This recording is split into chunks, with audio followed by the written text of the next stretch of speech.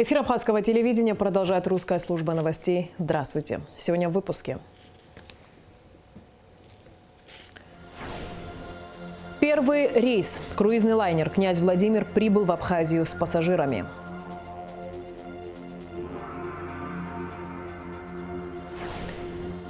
Борьба с хищениями. В Генпрокуратуре обсудили результаты деятельности по выявлению, пресечению, раскрытию, расследованию присвоения бюджетных средств. За смелость и самоотверженность школьники Аслан Торчева и Анри Абухба награждены ведомственными медалями Министерства обороны. Последствия пожара. Специалисты СУЭС и Черноморэнерго продолжают работы на Сухумской подстанции.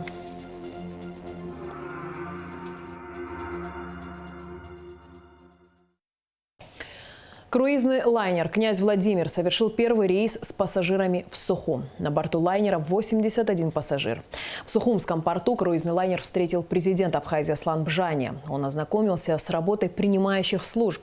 Президента сопровождали министр внутренних дел Роберт Киот, исполняющий обязанности председателя СГБ Тимур Ахиба, заместитель председателя СГБ, начальник погранотряда Рустам Латипов, председатель Государственного таможенного комитета Утархеция. Президент пообщался с сотрудниками пограничной и таможенной структур. Он призвал абхазских пограничников сотрудничать с российскими коллегами. Президент поднялся на борт лайнера. Генеральный директор черноморских круизов Александр Ткаченко рассказал, что с работниками абхазского морского пароходства, с органами государственного управления в части взаимодействия по пограничному таможенному контролю все вопросы урегулированы. Премьер-министр Александр Анкваб обсудил с руководителями уполномоченных структур вопросы организации работы на КПП ПСО, государственных служб и частных организаций, занимающихся предоставлением услуг. В совещании участвовали вице-премьер-министр экономики Кристина Узга, руководство МВД во главе с министром Робертом Киот, председателем ГТК Утаром Хеце, начальник погранотряда СКБ Рустам Латипов. Премьер-министр поручил в кратчайшие сроки разработать комплекс мер по обеспечению правопорядка на КПП ПСО, соблюдению правил лицензирования предоставляемых услуг, утвердить схему организации движения пассажирского и частного автотранспорта, функционирование автовокзала ПСУ, благоустройство территории, обеспечение нормального перемещения граждан и автомобильного транспорта через государственную границу. За последние 2 года Генпрокуратурой Абхазии выявлены налоговые нарушения на общую сумму около 336 миллионов рублей. В прокуратуре города Сухум прошло координационное совещание, посвященное обсуждению результатов деятельности правоохранительных органов по выявлению, пресечению, раскрытию, расследованию хищений бюджетных средств и налоговых преступлений в течение 2 лет. В совещании, которое прошло под председательством генерального прокурора Адгура Агарба, приняли участие министр внутренних дел Роберт Киот, временно исполняющий обязанности председателя СКБ Тимур Ахиба, заместитель председателя Государственного таможенного комитета Зураб Ашуба, министр по налогам и сборам Михаил Габилья. Подробнее в репортаже Рады Чачава. С основным докладом выступила ИО начальника управления по надзору за исполнением законодательства Абхазии Генеральной прокуратуры Ильяна Тарба. В частности, она рассказала о хищениях бюджетных средств за период с 2020 по 2022 год. Контрольная палата Республики Абхазия за период с 2020 года по 2022 год в органы прокуратуры на выявленное нарушение бюджетного, налогового и иного законодательства направлено 9 материалов для дачи правовой оценки. По результатам проверки фактов, отраженных в материалах контрольной палаты, Генеральная прокуратура Республики Абхазия возбуждено 1 уголовное дело. В отношении 4 граждан Республики Абхазия отказано в возбуждении уголовных дел в совершении преступлений по основанию, предусмотренным пунктом 2 части 1 статьи 24 УПК Республики Абхазия за отсутствие в их действиях состава преступления. Также внесено 7 представлений в соответствующие органы в целях устранения выявленных нарушений и недопущения их впредь. За отчетный период контрольно-ревизионным управлением Минфина в Генпрокуратуру направлено 3 материала проверок. Возбуждение 1 уголовного дела было отказано в связи со смертью подозреваемого. Остальные дела направлены на проверку в службу госбезопасности. В общей сложности выявлено налоговых нарушений на сумму 335 миллионов рублей. В большей степени выявлено занижение НДС, налога на прибыль, страховых взносов и земельного налога. За 2 года сотрудники Министерства по налогам и сборам Абхазии провели более 1800 проверок. Аналогично за период с 2020 года по 2022 год Всего по республике, включая деятельность территориальных инспекций, управлений и отделами налогообложения физических лиц, были проведены 173 налоговые проверки. За указанный период были проведены совместные документальные проверки, в том числе с прокуратурой Галского и Очимчирского районов. Также хотелось бы отметить, что результаты комплексной документальной проверки МНС по городу Сухум нами были переданы в Генеральную прокуратуру Республики Абхазия для рассмотрения и принятия соответствующих правовых действий. Основная доля финансовых нарушений приходится на несоблюдение требований законов и нормативно-правовых актов республики и на нарушение требований законодательства о бухгалтерском учете, отметил начальник контрольно-ревизионного управления Минфина Гиви Хурхумал. Установлены по результатам нарушения недостатки несоблюдения требований трудового законодательства Республики Абхазия, связанные с отсутствием трудовых договоров с работниками, отсутствием трудовых книжек работников, не проводилась обязательная инвентаризация при смене материально ответственных лиц и перед составлением годовой бухгалтерской отчетности. Следует особо отметить, что в области контроля за использованием государственной собственностью было установлено систематическое несоблюдение постановления Кабинета министров Республики Абхазия о порядке оформления разграничения государственной собственности и формирования реестра собственности. Постановление Кабинета министров Республики Абхазия об утверждении положения о порядке сдачи государственного имущества в аренду, где на объекты республиканской собственности недвижимого имущества, находящиеся в ведении или пользовании объектами контроля, не представляли свидетельства о внесении в реестр государственной собственности и государственных актов на право владения или право постоянного пользования землей. Для устранения выявленных нарушений, как отметил Гиви Хурхумал, Министерство финансов принимает необходимые шаги, например, с помощью бюджетных мер принуждения, разрешенных законодательством. В целях взаимодействия и проведения анализа состояния законности в бюджетной сфере разновременно планировались и назначались контрольные мероприятия, по результатам которых направлялись материалы в органы государственной безопасности Республики Абхазия, в Генеральную прокуратуру Республики Абхазия и в органы внутренних дел Республики Абхазия. Также следует отметить, что в целях совершенствования государственного финансового контроля Министерством финансов проводится работа по автоматизации всего комплекса контрольных процедур на всех этапах осуществления государственного финансового контроля. Начальник экспертно-аналитического отдела контрольной палаты Астамур Джинджоли рассказал, что за рассматриваемый период в Генеральную прокуратуру были отправлены материалы по результатам 11 контрольных мероприятий. Контрольная палата применяет следующие меры реагирования по выявленным нарушениям, направляет представления и предписания объектам контроля, а также в соответствии с законом об основах бюджетного устройства и бюджетного процесса направляет в финансовые органы уведомления о применении бюджетных мер принуждения. Одна из основных существующих проблем – отсутствие закона, который обязывал бы налоговые службы направлять материалы о нарушениях в правоохранительные органы, отметил, подводя итоги координационного совещания, генпрокурор Абхазии Адгур Агрба. Одна из основных проблем, на мой взгляд, с которой мы сегодня столкнулись, то, что отчетливо видно, это то, что вот за вот эти последние годы, последующие годы и до этого по сложившейся практике акты и материалы, которые находятся в налоговой службе, они остаются у вас. Там, где усматриваются признаки состава преступления. Это очень серьезный вопрос. Я также понял для себя, что нет нормы законодательства, которая регулирует, обязывает налоговую службу направлять эти материалы в правоохранительные органы. Не только в прокуратуру, правоохранительные органы в целом. Эту практику нужно менять. Мы в порядке надзора и в рамках проверки вполне можем обязать этих лиц, юридических лиц, производить уплату налогов.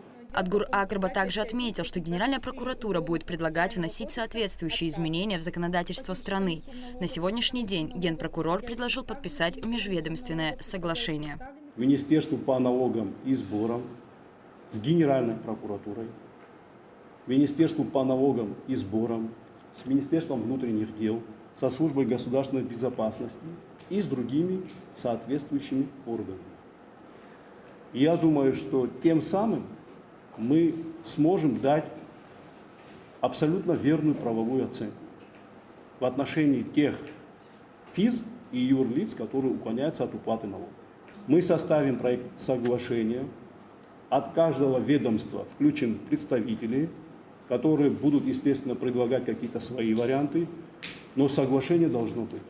Адгур Аграба также предложил детально обсудить прозвучавшее ранее предложение о создании налогового кодекса. Рада Чачава, Лилиан Маршан, Абхазское телевидение. В Кабмине подвели итоги исполнения госпрограммы «Жилище». В этом году рассмотрено 103 заявления соискателей на участие в программе. Одобрено 67. В их числе 20 заявлений инвалидов первой группы, 25 заявлений лиц, на иждивении которых находится ребенок, инвалид или инвалид с детства, 17 заявлений сирот, 3 заявления многодетных семей, в которых 5 и более детей, 2 заявления семей погибших. Общая сумма расходов по обеспечению принятых решений составила 60 миллионов рублей. Вместе добьемся международного признания Абхазии. В провинции Дюздже прошла встреча министра иностранных дел Абхазии Инала Ардзинба с нашим соотечественником, депутатом Великого национального собрания парламента Турции, заместителем председателя комиссии по международным связям Талихом Хватыш. Отметили важность разработки совместной дорожной карты по активизации работы с соотечественниками, проживающими в Турции. Инал Ардзинба подчеркнул актуальность скоординированной работы на площадке парламента Турции по расширению международных контактов и признания Абхазии. Господин Хватыш поддержал инициативу, отметив, что приложит все усилия для реализации планов. Инал Ардзинба также прибыл в провинцию Сакария, где осмотрел готовящийся к запуску в этом году новый абхазский культурный центр «Ада-Пазар». Министр пообщался с соотечественниками, проживающими в провинции, пожелал им успехов в предстоящей работе, выразил готовность к совместной реализации проектов. Руководитель нового абхазского культурного центра Арал Бганба в свою очередь отметил, что руководство культурного центра с оптимизмом смотрит на перспективу сотрудничества с МИД Абхазии. Также Инал Ардзинба посетил поселки, где преимущественно проживают представители абхазо-адыгской диаспоры – Тагурак, Ихсание, Каялар. А в Генеральном консульстве Российской Федерации в Стамбуле состоялась встреча Инала Ардзинба с генеральным консулом Андреем Буравовым. Обсудили вопросы, представляющие взаимный интерес. Во встрече также приняли участие полномочный представитель Республики Абхазия в Турецкой Республике Ибрахим Авицба, советник-посланник посольства Абхазии в России, спецпредставитель МИД Дмитрий Кетия. В Министерстве обороны подвели итоги подготовки войск за июнь. Мероприятие проводилось под руководством министра обороны Владимира Ануа с участием заместителей начальников управления, отделов и служб, командиров воинских частей, организаций и учреждений оборонного ведомства. Репортаж Шазины Ханагуа. До начала основного мероприятия министр обороны встретился со школьниками Асланом Торчуа и Анри Абухба, которые оказали помощь в спасении тонущего в море ребенка. Владимир Ануа в присутствии личного состава Министерства обороны поблагодарил подростков за смелость и самоотверженность, подчеркнув, что благодаря их героическим действиям и быстрой реакции была спасена жизнь ребенка. Приказом министра обороны школьники Аслан Торчуа и Анри Абухба были награждены ведомственными медалями.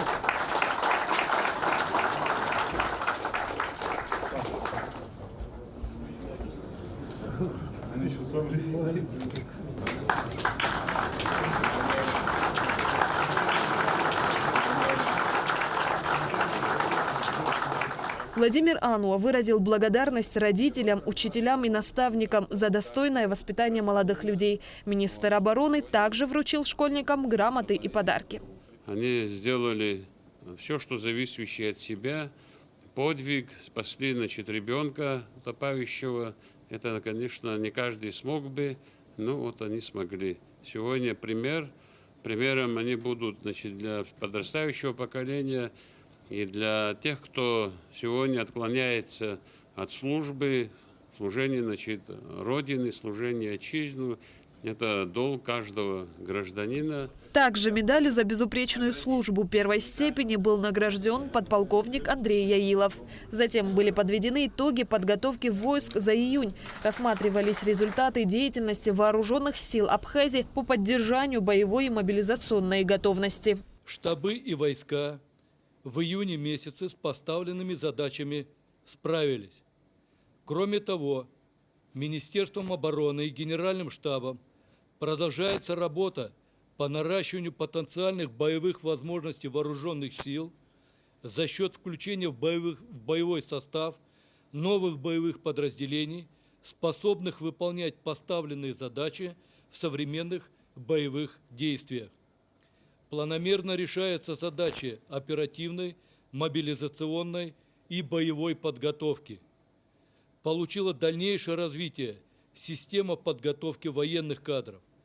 Постоянное внимание уделяется выполнению плана оперативного оборудования территории страны в интересах обороны. Задачи оперативного, боевого и материально-технического обеспечения вооруженных сил выполняются в установленные сроки. В завершении перед военнослужащими были обозначены новые задачи по боевой, моральной и психологической подготовке на июль месяц. Шазина Ханагуа, Даурин Общеба, Алексей Гухава, Абхазское телевидение.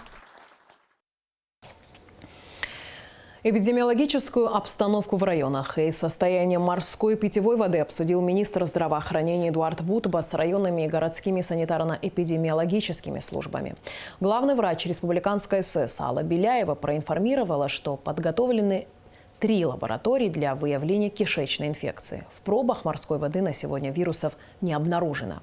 Эпидемиологи также сообщили министру, что некоторые районные и городские предприятия, вопреки указаниям СЭС, не остановили свою деятельность. Беляева отметила, что в этом вопросе им необходима помощь правоохранительных органов. По словам главврача, предприятия также не пугают и штрафы за несоблюдение санитарных эпидемиологических условий. Они просто оплачивают их и продолжают работать дальше. Глава Минздрава поручил усилить санитарно-эпидемиологический контроль по всей республике. В среду, 28 июня, на одной из столичных подстанций ЕПИТ произошел пожар. Без энергоснабжения осталась часть Сухума. Энергетики постарались подать электричество уже к вечеру того же дня. Однако один из трансформаторов полностью вышел из строя. На месте на протяжении 3 дней работают специалисты СУЭС и Черноморэнерго. Сейчас загоревшийся трансформатор доставили на ремонт. О работах на подстанции ЕПИТ в материале Гугуцы в Иордании. Перегруз оборудования и изношенность трансформатора – результат короткое замыкание и пожар.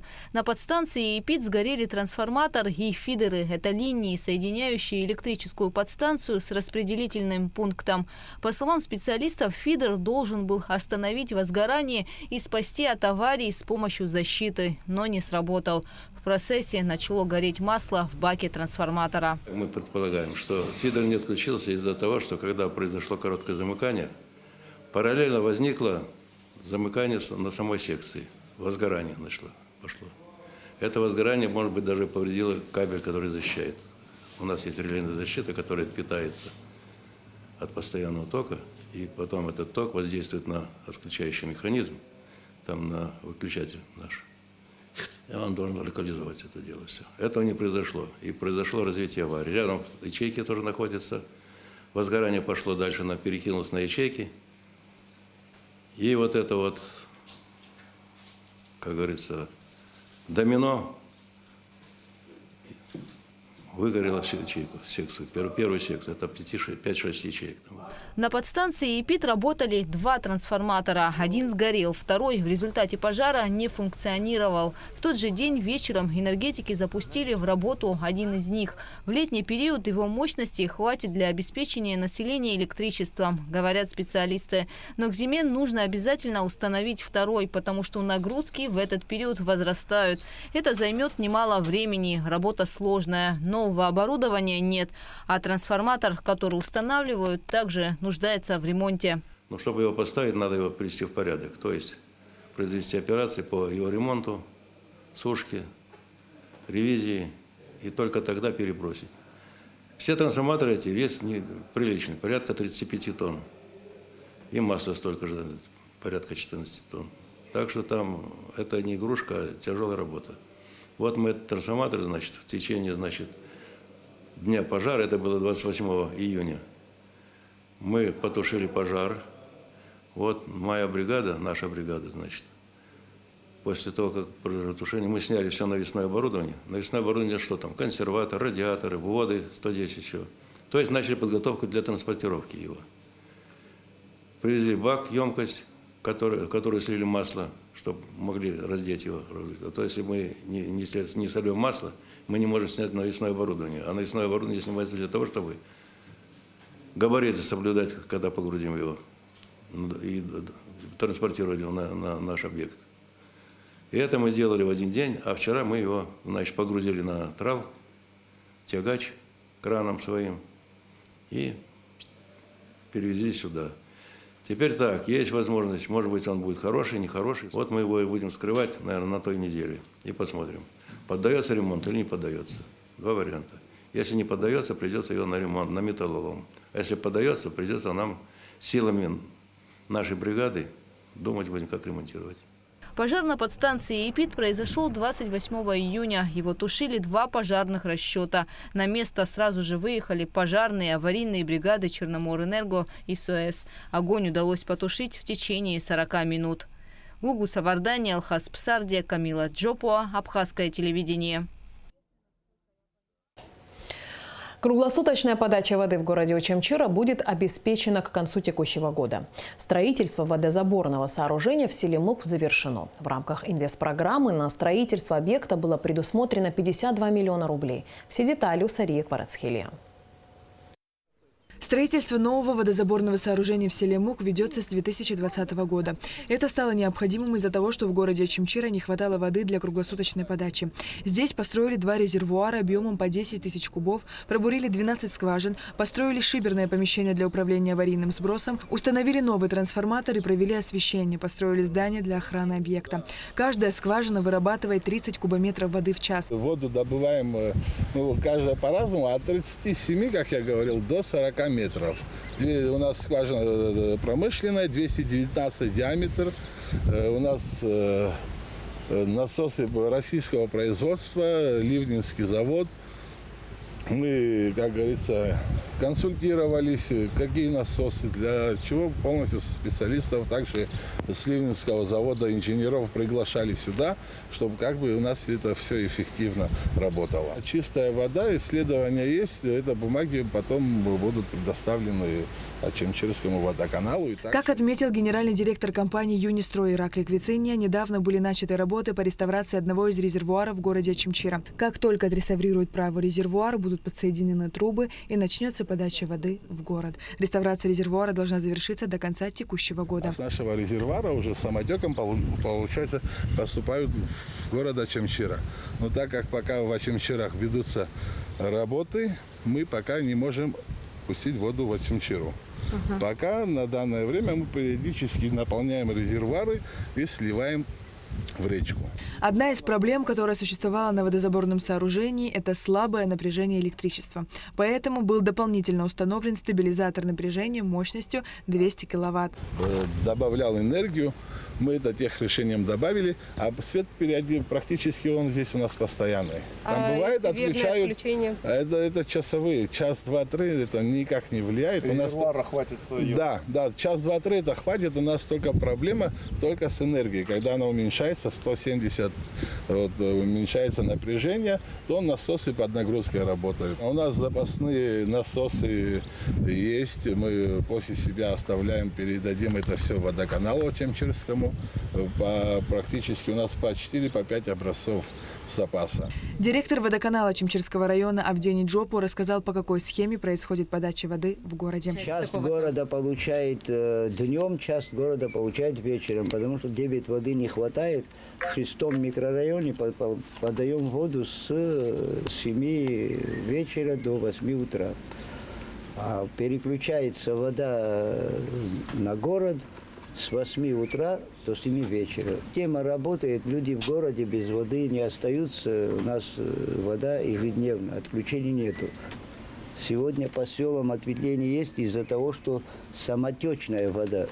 То есть только Очамчира будет получать? Вы же говорили, вот это, что еще 3 села. 3 села получают сегодня вот этим же нашим старым водопроводной сети.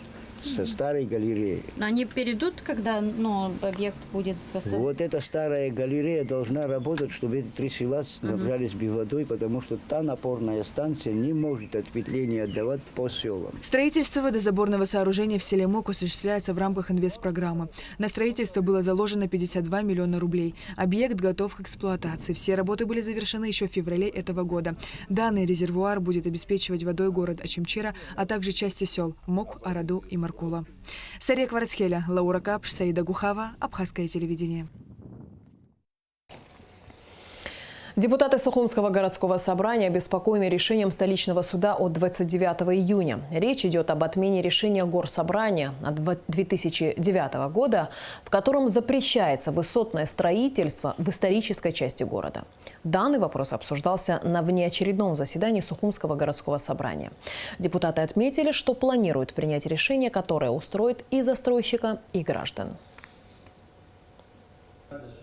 Депутаты Сухумского городского собрания крайне обеспокоены решением, которое принял Сухумский городской суд. И те процедурные моменты и скорость принятия решения, на наш взгляд, являются ошибочными. Мы эти решения будем опротестовывать. В четверг у нас будет заседание Сухумского городского собрания, на котором будут приглашены адвокаты, которые сегодня, к сожалению, не смогли принять участие ввиду определенных обстоятельств. Они нам более подробно расскажут, что произошло, почему оно могло так произойти. Но то, что Сухумское городское собрание собирается идти дальше в вышестоящую инстанцию, решение, оно является единогласным, и мы будем его в дальнейшем утверждать. Также хотелось бы ответить и сказать нашим дорогим горожанам, что в любом случае, как бы ни происходили бы суды в вышестоящей инстанции, Сухумское городское собрание обеспокоено, как происходит сегодня застройка, и какое-то альтернативное решение в любом случае оно будет принято. Я надеюсь, что это альтернативное решение будет таковым, чтобы удовлетворило и застройщиков, и наших граждан в первую очередь. Сообщество водителей «Трансфер Абхазии» совместно с водителями и компаниями такси провели благотворительную акцию «По зову сердца», приуроченную ко Дню защиты детей. Акция длилась 30 дней. В ней приняли участие граждане Абхазии, проживающие в Европе, туристы, главы администрации Гулрыжского и Галского районов, а также рестораторы и ательеры. За это время организаторам удалось собрать 440 тысяч рублей. Собранные средства были переданы благотворительной организации «Керас». Общая сумма сбора вышла 440 тысяч. Деньги мы передаем в фонд «Керас». К нашей акции подключились такси, водителя и фирмы по городам Абхазии, водителя ПСО, водителя ГАЛа, туристические компании. Список мы представим. Отдельно хочу поблагодарить главу администрации Гулрипского района Саида Геннадьевича Харазия. Отдельно хочется благодарить главу администрации Гальского района Пилия Константина Эдуардовича. Также выражаем благодарность депутату Народного собрания Республики Абхазия Шергелия. Жители Абхазии за пределами в городах России приняли. Вот Отто Сено, житель Агудзеры, наш одноклассник, который живет в Эстонии, тоже принял участие, хотя переводы очень трудны с Эстонии. Он через Москву перевел маленькую сумму свою и поучаствовал в нашем благом деле. Военные ветераны силовых структур и спецподразделений, которые вместе с водителями трансфера создали сообщество водителей трансфера. Также ветераны войны, мы участвуем в благотворительных делах уже 3-й год. По возможности в туристический сезон мы оказываем помощь социально нуждающимся группам населения. И в завершении выпуска прогноз погоды.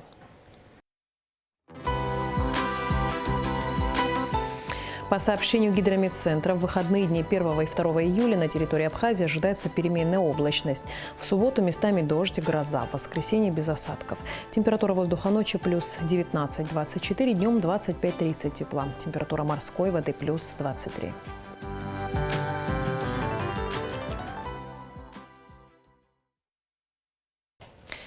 На этом наш выпуск завершен. Всего доброго и до встречи в эфире.